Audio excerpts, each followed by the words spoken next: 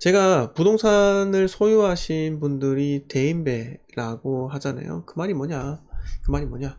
뭔가 이 부동산을 소유하신 분들께서는 그래도 집을 가지고 있잖아요. 그러면 마음 심리적으로 상당히 안정되기 때문에 늘 남에게 관대하고 포용적인 자세로 될 수밖에 없습니다. 내 이야기를 먼저 더 많이 하는 것보다는 남의 이야기를 좀 더 듣고 그들의 이야기를 충분히 경청하는 그런 자세, 네, 이게 바로 대인배적 모습이 아닐까 이렇게 생각이 들어요. 그래서 저는 요거 있어요. 요거 여러분들께서도 한번 보시면 될 것 같은데, 잠시만요. 요거 한번 볼까요? 네. 여러분들 요거 한번 테스트 한번 해볼까요? 이거 손에 있는 거 여기 알약이 있죠? 알약이 있죠? 이 알약이 무슨 색으로 보이시나요? 무슨 색으로 보이세요? 네? 무슨 색으로 보이십니까? 자, 둘 다 회색으로 보이시는 분들은 스트레스 지수가 20% 이하라고 해요. 그리고 회색과 다른 색깔을 보이시는 분은 스트레스 지수가 40% 정도라고 합니다. 그런데 파란색, 빨간색으로 알약이 파란과 빨강으로 보인다고 하면 이 스트레스 지수가 70% 이상이라고 해요. 그런데 저는 당연히 둘 다 회색으로 보입니다. 왜 그렇습니까? 여러분, 저는 대인배입니다. 네. 여러분들도 이 회색으로 보이시는 분들이 당연히 대인배적으로 생각이 들고요. 그리고 이 부동산을 소유했다는 이게 바로 여러분들의 삶에서 엄청난 안정감과 엄청난 삶의 활력소가 될 거라고 저는 생각이 들어요.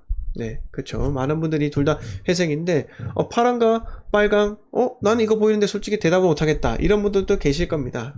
네, 계실 거예요. 그런데 그런 분도 계십니다. 제 주변에서. 네, 주변에 계시니까요. 네. 자, 여러분들, 제가 약간 멘탈이 강하다 생각해요. 저는요. 이 멘탈이 강한 이유가 뭐냐면은, 저는 어릴 때부터 부모님, 저희 아버지로부터 배운 가장 큰 인생에서 그런 지침이라 할까요? 그런 게 하나 있다면 늘 긍정적으로 생각을 해라, 이겁니다. 예. 이 긍정적으로 생각해라는 말이 정말로 대단한 것 같아요. 대단한 것 같습니다. 제가 어릴 때부터 19살부터 외국에서 생활을 했었는데, 그때 생존을 했어야 돼요. 생존을 하면서 외국에서 대학교 생활까지 이렇게 마치고 귀국을 하게 되었는데, 그리고 24살 나이가 들어서 군대에 가게 되었습니다. 네, 군대에 가게 되었고, 그리고 26에 제대를 했고 또 외국에 한 번 더 나가게 되었었는데, 네. 그때 제가 느꼈던 것은, 내가 지금까지 수많은 난관이 있었어요. 외국인들과 대학교 생활, 외국 대학에서 이제 생활을 할 때 난관 하나하나 다 있잖아요. 그러니까 시험도 외국어로 보고, 내가 남들과 토론이나 토의를 할 때도 외국어로 하는 거예요. 네, 외국어 하는 겁니다. 그런데 그때마다 제가 뭔가 성과를 도출할 수 있었던 거는 정말 긍정적으로 생각을 했던 것 같아요. 긍정적으로요. 그 긍정적으로 생각을 해라, 이 말씀이 제게는 마치 네가 계획을 세우면은 똑바로 계획을 세우고 실천만 제때 한다면은 성공에 가까워질 수 있다, 이렇게 받아들였던 것 같습니다. 그래서 저는요, 늘 삶에서 계획 세우는 것에 게으르지가 않아요. 네, 계획 세우는 것에 상당히 부지런하고 상당히 계획 세우는 것을 좋아합니다. 그래서 저도 이 부동산 플랜에 대해서 항상 이 장기 플랜을 세웁니다. 자, 이 지역이 이런데 올해는 자 이쪽을 투자를 하고, 그런데 내년 또는 내후년에는 이렇게 한번 세팅을 한번 해볼까? 아니 저렇게 세팅을 한번 해볼까? 네, 이거 자 지금은 아니지만은 과거에는 1년만 지나면 6에서 42% 양도세 그 세율이었잖아요. 그렇기 때문에 요번엔 요거 정리하고 다른 쪽으로 더 좋은 데 한번 갈아타 볼까? 이렇게 끊임없이 생각을 한다는 겁니다. 왜? 결국은 마지막에 최종적인 목표는 나는 부자가 될 것이다, 이 목표가 있기 때문에 부자라는 목표 하에서 제가 긍정적으로 대했다는 겁니다. 이렇게 하면 되겠지, 저렇게 하면 되겠지. 혹시 안 된다면 이 생각보다는 혹시나 내가 이런 과정에서 이거 될 건데 이런 상황이 생기면 내가 어떻게 대해야 될까? 대처를 해야 될까? 이렇게 생각을 했다는 겁니다. 네. 그래서 제가 드리고 싶은 말씀은 여러분들 꼭 긍정적으로 생각하세요. 그리고 여러분들 대인배다. 네. 이거 반드시 생각하시고 방금 제가 보여드렸던 이 사진 있잖아요. 알약들의 사진. 네. 여기서 내가 그 알약의 색깔이 빨간색 또는 파란색을 보인다면 지금 스트레스가 너무 심한 건 아닌가 이렇게 한번 생각해 볼 필요가 있다는 겁니다. 하지만 내가 부동산에 있는데도 그런 스트레스를 받았다면요 혹시나 더 완화시킬 방법은 없는지, 이 부동산이 나한테 지금 스트레스가 되는 존재가 아닌지 이렇게 생각을 한번 해볼 필요도 있다고 생각이 들어요. 네.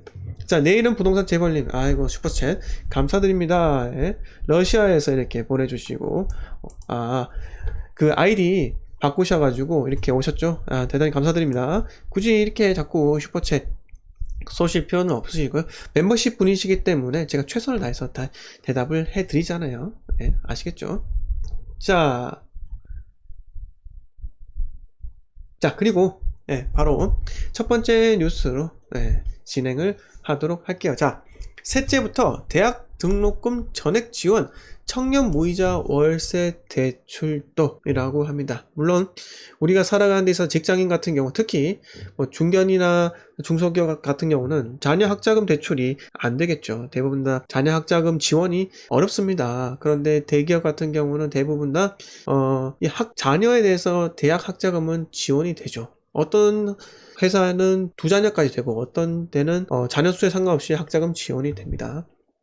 그런데 그렇지 못한 상황에 있는 사람들도 상당히 많기 때문에 저는 솔직히 말씀드려서 셋째부터 대학 등록금 전액 지원, 이거는 괜찮은 발상인 것 같아요. 그런데 뭐라 해야 될까요? 뭔가 이게, 그리고 또 여기 나오지만 청년 무이자 월세 대출 이렇게 하잖아요.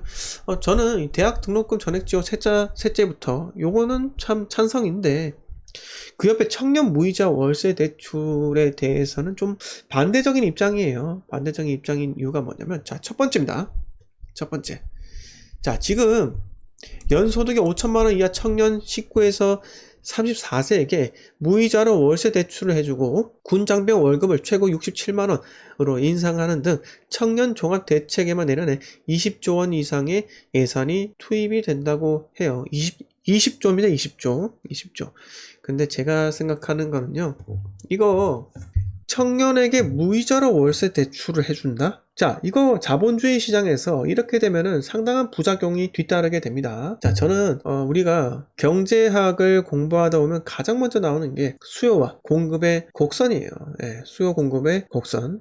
근데 수요가 이렇고요. 자, 공급이 이렇잖아요. X표로 이렇게 만나면서 균형점이라는 게 생기면서 이게 균형 가격을 형성하게 됩니다. 자, 그리고 수요와 공급은요, 변화를 하기 때문에 균형점이 계속해서 이동을 한다는 거죠. 자, 이 이동을 하는 건 시장의 합리성 때문에 결국은 시장에서 이 균형점이 생긴다는 건데요. 여러분들이 이 가격에 만족하면 사는 거고요. 만족하지 못한다면요, 안 사면 가격이 떨어지는 거예요. 떨어지는 겁니다. 하지만 여러분, 지금 이렇게 월세 대출을 하잖아요. 월세 대출 해주고 무이자로 지원해 주잖아요. 그 무이자로 지원한 만큼 어떤 일이 발생하느냐, 월세 가격이 다 오르게 되어 있어요.